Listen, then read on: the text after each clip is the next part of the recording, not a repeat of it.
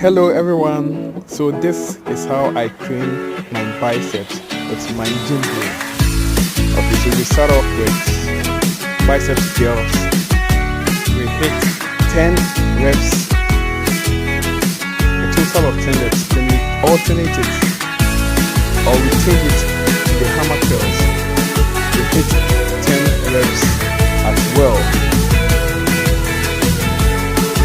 And finishing off, we switch it up to a pronated grip, performing the biceps, hitting the biceps and a little pressure on the forearm to building it with.